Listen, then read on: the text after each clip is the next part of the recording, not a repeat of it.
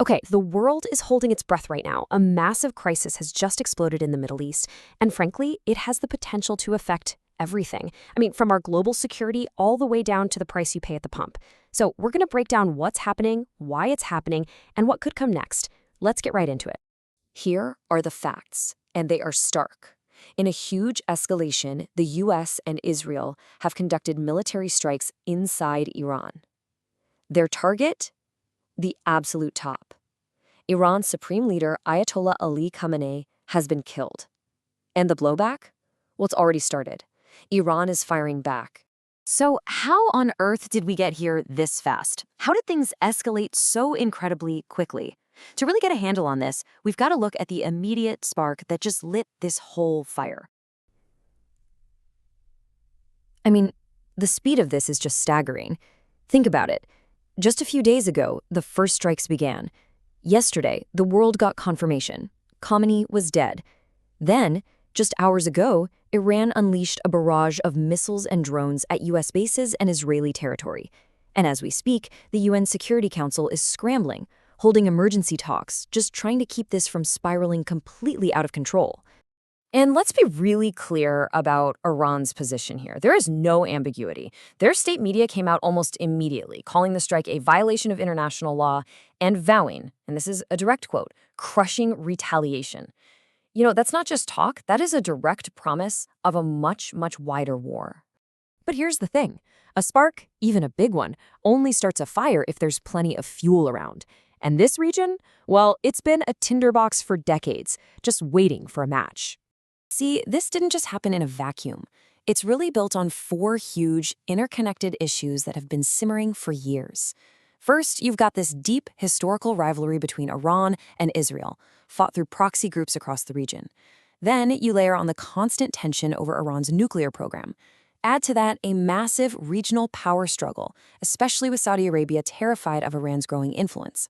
And finally, you have to look inside Iran itself, where the government has been dealing with some serious domestic unrest. It's a perfect storm. Okay, so you might be sitting there thinking, this is happening thousands of miles away. Why does it matter to me?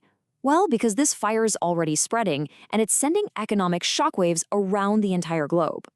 It really all comes down to one critical number, 20%. That's it. 20% of the entire world's oil supply has to pass through one little waterway, the Strait of Hormuz. And guess who can effectively control that choke point? Iran. If that strait gets shut down, or even just disrupted, believe me, the entire global economy feels it immediately. And it's a pretty simple and pretty brutal domino effect. The conflict threatens that oil supply, right? So global energy prices spike. And when that happens, it kicks off widespread inflation that hits everybody's wallet, making everything from gas to groceries more expensive, no matter where on the planet you live.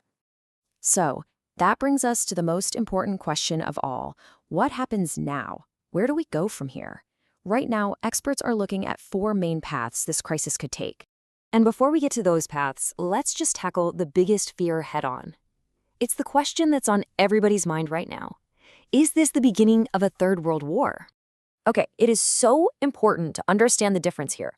A regional war, which is a very, very high risk right now, would pull in multiple Middle Eastern countries, their armies, proxy forces like Hezbollah. It would be incredibly dangerous, but it would likely stay localized to that part of the world. A world war is different. That requires direct, sustained fighting between global powers, the US, Russia, China, across multiple continents. And while the risk of things getting worse is very real, we are not there yet. So, with that in mind, here are the four possible futures we're looking at. The best-case scenario is what they call limited containment, where frantic diplomacy manages to secure some kind of fragile ceasefire. The most feared is a widening regional war, where Iran's allies like Hezbollah jump in, completely destabilizing everything.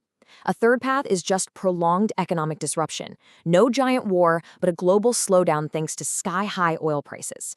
And then there's the long shot, a new diplomatic deal. But honestly, after all this, the level of trust is basically zero.